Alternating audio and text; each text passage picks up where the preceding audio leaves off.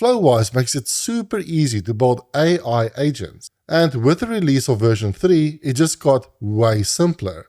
In fact, what you're looking at here is everything you need to build an agent that's able to answer questions from a custom knowledge base, go online and perform a Google search, and perform actions on external systems like sending email. So let's see this in action. We can open up the chat, and I'm actually going to expand this, and let's ask a question from our own custom knowledge base. And for this demo, I uploaded several information related to our fictitious restaurant. This includes the menu items along with their prices. So for example, let's ask what the cost of a ribeye steak is. What is the cost of a ribeye steak at the Oak and Barrel? And indeed, we get the correct answer back along with the citations, and we can see the knowledge base was indeed accessed. And by the way, managing knowledge bases in Flowise is incredibly simple. When we go to document stores, we can create a document store, which is effectively a knowledge base, and simply upload and remove documents whenever we want to make changes. That's it. We don't have to build any complex workflows for managing things like stale data and avoiding duplicate records. We will get back to this in this tutorial. So let's go back to our agent.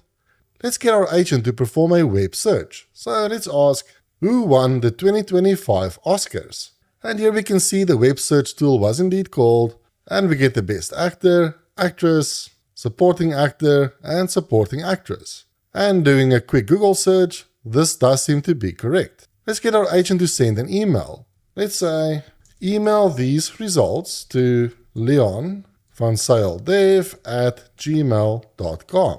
Let's send this, and now we can see the Gmail send tool was called, and our agent is saying the email was sent. Looking at my emails, I did receive an email with the 2025 Oscar winners, and this includes all the information extracted by the agent. I mean, this could not be any easier to use. So in this video, I'll show you how to build AI agents using Flowise, which includes a custom knowledge base, web search, as well as integration to external systems. First, let's create our agent flow. Within Agentflows, let's create a new agent flow and ensure you've got version 2 selected. Let's create our flow and let's give it a name like AI agent.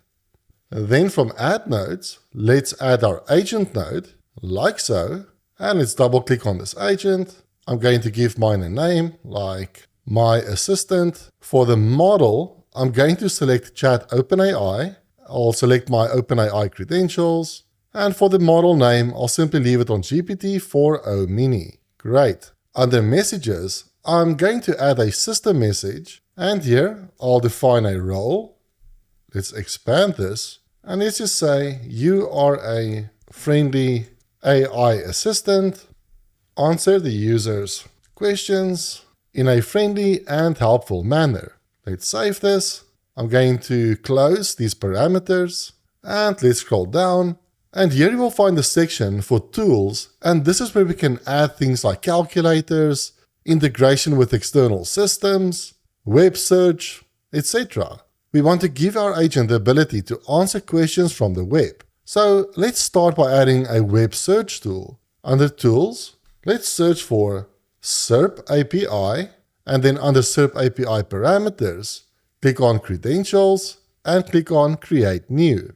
Let's give this a name like SERP API, and for the API key, go to serpapi.com and sign into your account. This is free to use. Simply copy your API key and add it to Flowise. Let's click Add, and that should be all we need for this tool. You will also notice the section called Require Human Input. This means before the agent calls this tool, it will first ask the user's permission to do so. I'll simply leave this off for now. Let's test this by closing this pop-up. Let's save the flow, and in the chat, let's ask something like, who won the 2025 Oscars? And what you will see here is that the search tool was indeed called, and we did get the correct answer back. We can click on the tool icon to see more information about calling this tool. We can see the input that was passed from our agent to this tool, And this is basically the search term that was used when performing this Google search. And we also get the output from that tool. If we expand process flow, we can also see some additional information by expanding this My Assistant node. And at the top, we can see all the available tools to the agent. At the moment, we only have one. And scrolling down, we can see the system prompt for the agent. We can see the user's question. And then we can see the assistant decided to call the SERP API tool. This block shows the results from that tool call. And then finally, we get the answer from the agent. There is another tool that I like to add to my agents, and that is the date-time tool. Because if we ask the agent, what is the current date and time, the agent will say that it's actually April 4th, 2024. That is based on when the training data cutoff was for this agent. And sometimes this can affect the behavior of the assistant. So when we ask it to perform some research, it might use the wrong date in its search query. In fact, if you try the Oscar scenario, it might even tell you that the 2025 Oscars haven't taken place yet. That's because the agent believes it's still 2024. So if we go to Add Tools, and in this list we can search for current date and time. And now, if we save this flow and test this again by asking what is the current date, we can see the current date and time tool was called, and we are now getting the correct answer. Awesome. Now let's have a look at adding a custom knowledge base to our assistant. Let's go back to the dashboard and let's go to Document Stores. And Document Stores is one of the most impressive features offered by Flowise. If you've ever tried to work with custom knowledge bases in things like NetN and Make.com, you'll know how tricky it can be to keep track of your existing documents, avoid duplicates, and stale data. Document Stores in Flowise takes care of all of that for you. So within Document Stores, let's click on Add New. Let's call this Oak and Barrel Knowledge Base. Let's add this and let's click on our Document Store. Now let's start adding data to this Document Store. Let's click on Add Document Loader. And in here, you've got access to plenty of document loaders. We can load data from Airtable. We can call APIs, use web scrapers, pull from Confluence, and much, much more. I've prepared two files for this demonstration. First is a Word document that contains Q&As about our restaurant. So I'll select that document. Then under Text Splitters, I can decide how I want to chunk this document. So let's select Recursive Character Text Splitter, and I'll split this document into chunks based on a 1000 character chunk size and a 200 character overlap. Let's click on Preview Chunks. And Flowise has now broken this document up into 5 chunks, and we can view the different chunks down here. Cool, let's process this. And after a second, everything will go green, which means this document has now been prepared and is ready to be abserted into our database. And this takes me to a very important point. At this stage, the document store is not ready to be used. At this stage, Flowise simply pulled in the document and it did the necessary preparation on that document. We now need to load this data into a vector database. So this step might feel tricky, but I promise you it's not that bad. And you only have to do this once. Go to More Actions, then click on Absert All Chunks. Now we have to go through the simple process of setting up the embeddings, the vector database, and finally the record manager. For the embeddings, let's select OpenAI Embeddings, and let's select our OpenAI credentials, and let's select Embeddings 3 Large as our model. And that's all we have to do for embeddings. For the vector database, we can use any of these providers. We will be using a Postgres database in this series. So let's select Postgres, and now we have to select our Postgres credentials. Let's click on this drop-down, let's click on Create New, and for the name, let's enter Postgres API. And now we have to provide the username and password for our database.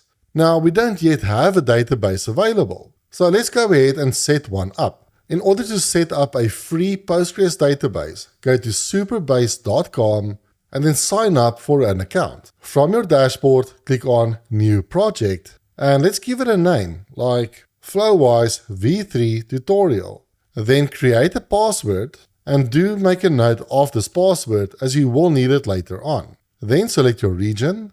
I'll select US East. Let's create a new project. Then at the very top, click on Connect and scroll down to this Transaction Pooler section and expand the parameters. Now we can copy this username and add it to this field. Also, enter the password that you selected earlier. Then click on Add. For the host, let's go back to Supabase and copy this host name, like so. Let's also copy the database name and add it to Flowise. And lastly, let's copy the port name and add that to Flowise as well. For this SSL toggle, I'm going to leave it off, but if you are using the hosted version of Flowise, I think you might have to enable it. So I would recommend leaving it off. If you run into issues, simply enable it and try again.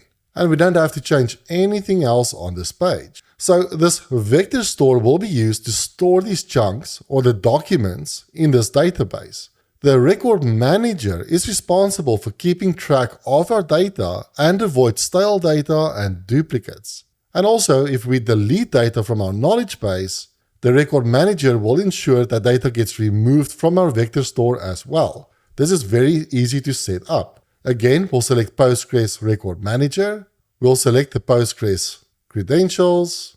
Then we can simply copy over the host details, the database name, and the port number. Let's save this config. And finally, let's click on Absert. Absert will now take all of those chunks that we created earlier and load our data into the database. And we can see 5 documents were indeed loaded into the database. Now check this out. If we click on Absert again, what would happen in other platforms is that the data will simply be duplicated in the database. But because we have Record Manager set up, Flowise will intelligently detect that those records already exist in the database and therefore they have been skipped. Now, if you ever want to add or remove data, simply go back to the document store and let's actually upload a CSV file containing all our menu items. So let's select our menu file, let's click on Preview Chunks, and here we can see all these items from the menu. So I'm going to process this, and now we can see that second file over here. Now all we have to do is absert this data. So under More Actions, let's go to Absert All Chunks. Let's click on Absert, and if everything goes well, 5 documents should be skipped and 20 documents from the menu should be inserted, which is exactly what happened. How cool is that? We can also test our retrieval at this point. So let's click on Test Retrieval, and now we can mimic the behavior of what would happen if the agent tried to retrieve this data.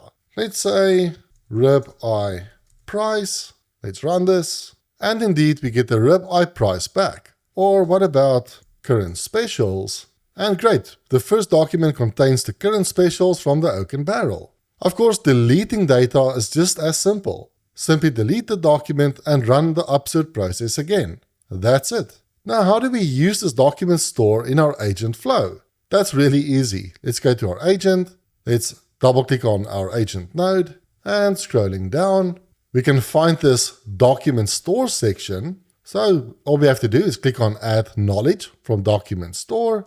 In this dropdown, let's select our document store. And now we just have to describe when this document store should be used. So let's say returns documents related to the Oak and Barrel. So if the user asked any questions about the Oak and Barrel, this document store will be used. We can also decide whether or not we want to return the citations. So I'm actually going to enable this. And then let's save our flow.